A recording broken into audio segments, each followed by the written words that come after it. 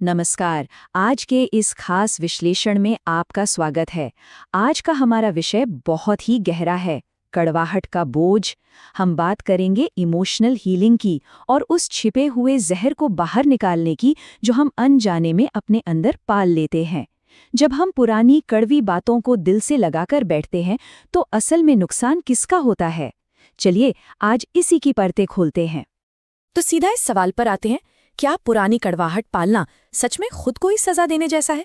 सोचिए जरा, जब नफरत हमारे मन के भीतर घर कर लेती है तो असल में दर्द कौन सहता है?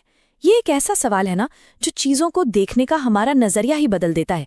आखिर इस छिपे हुए नुकसान की कीमत कौन चुका रहा है? भाग 1, नफरत का जहर और बदले का ये भ्रम। अब देखिए, इस विरोधाभास को समझना बहुत जरूरी है। हम सोचते क्या हैं और हकीकत में होता क्या है। एक बहुत ही मशहूर कहावत है कि किसी के लिए नाराजगी पालना बिल्कुल वैसा ही है जैसे जहर तो हम खुद पी रहे हैं और उम्मीद ये कर रहे हैं कि मर सामने वाला जाए। है ना अजीब? दूसरों को चोट पहुंचाने की ये चाहत, विडंबना देखिए, हमारे खुद के मन को ही जहरीला और खोखला बना देती है। भाग 2, जलता हुआ अंगारा, यानी इस आग को अपने अंदर ढोना। इस बात को एक बहुत ही कड़वी लेकिन सच्ची मिसाल से समझते हैं। अगर कोई इंसान दुश्मन पर फेंकने के इरादे से एक गरम गरम अंगारा अपने हाथ में उठाता है तो जाहिर सी बात है, सबसे पहले उसी का हाथ जलेगा, राइट? बिल्कुल यही हाल नफरत और गुस्से का है। ये आग उस इंसान को पहले ही जलाकर राख कर देती है, इससे बहुत पहले कि वो उस व्यक्ति तक पहुंचे जिस पर हमें गुस्सा आ रहा है। भाग 3, मानसिक बोझ और नुकसान, हमारी अपनी बनाई हुई आंतरिक जेल। ये सिर्फ भावनाओं की बात नहीं है, इसका बहुत बड़ा मानसिक असर भी होता है। माँ सरस्वती ने सुनैना को जो शिक्षा दी थी, जरा उस पर गौर कीजिए। उन्होंने बताया कि जब हम लगातार नेगेटिव विचारों में डूब जाते हैं ना, तो मन बहुत भारी हो जाता है। ये एक मानसिक जेल बन जाती है। हम लगातार दूसरों को दोष देते हैं, अपनी कमियों पर फोकस करते हैं और ये जाल हमें जिंदगी की खूबसूरती देखने से पूरी तरह रोक देता है। एक तरह से हमारा आगे बढ़ना ही रुक जाता है। भाग 4, क्षमा और आत्मनियंत्रण। आइए देखते हैं शिवा का बदलाव। अब आप सोच रहे होंगे कि इस भारी बोझ को उतारा कैसे जाए। इसका एक बहुत ही जबरदस्त उदाहरण है शिवा की कहानी। बचपन में शिवा की गरीबी और उसके पास चप्पल न होने का रोहित ने बहुत मजाक उड़ाया था। कोई भी इस बात पर नफरत से भर सकता था, लेकिन शिवा ने उस चोट को, उस दर्द को अपनी ताकत बना लिया। उसने अपनी एनर्जी को चैनलाइज किया और सालों की मेहनत के बाद वो एक आईएएस अधिकारी बन गया। और सबसे कमाल की बात पता है क्या है? जब वो रोहित से मिला तो उसने कोई बदला नहीं लिया, बल्कि मुस्कुराकर उसे गले लगाया। उसने कहा कि उसी के कड़वे शब्दों ने उसे आगे बढ़ने की हिम्मत दी। शिवा ने उस कड़वाहट के जहर को अपने अंदर फैलने ही नहीं दिया। उसने उस पुरानी रंजिश को एक बेहद पावरफुल पॉजिटिव ड्राइविंग फोर्स में बदल दिया। इससे एक बात तो बिल्कुल साफ हो जाती है, असली ताकत कभी भी दूसरों को नीचा दिखाने में नहीं होती, बल्कि अपने खुद के मन को साधने में, उस पर विजय पाने में होती है। भाग 5, सकारात्मक ऊर्जा में बदलाव, एक सच्चे विजेता की पहचान। राजकुमार वीरेंद्र का दर्शन भी यही कहता है।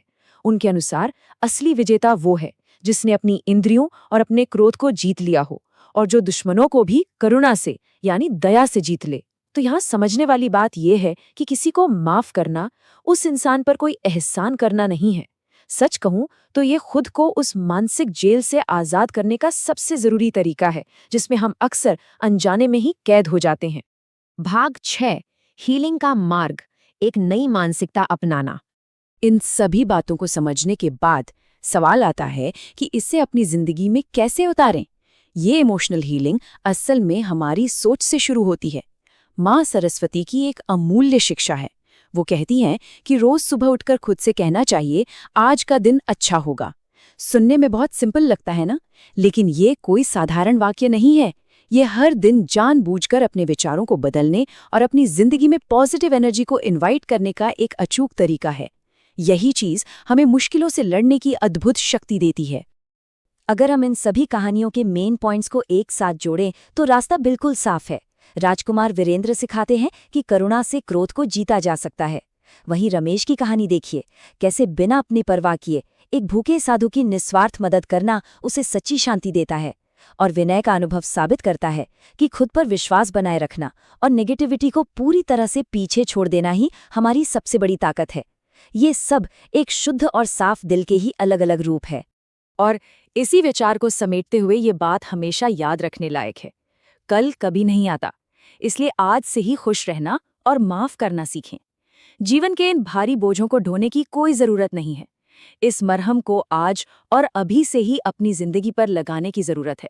तो चलते चलते एक सवाल जो हम सबको खुद से पूछना चाहिए, क्या अब आखिरकार उस गर्म अंगारे को नीचे गिरा देने का समय आ गया है? उस कड़वाहट और उन पुराने गिले शिकवों को छोड़कर एक हल्की और शांत रास्ते पर चलने का यही सबसे सही वक्त है। इस विश्लेषण में हमारे साथ जुड़ने के लिए बहुत बहुत धन्यवाद।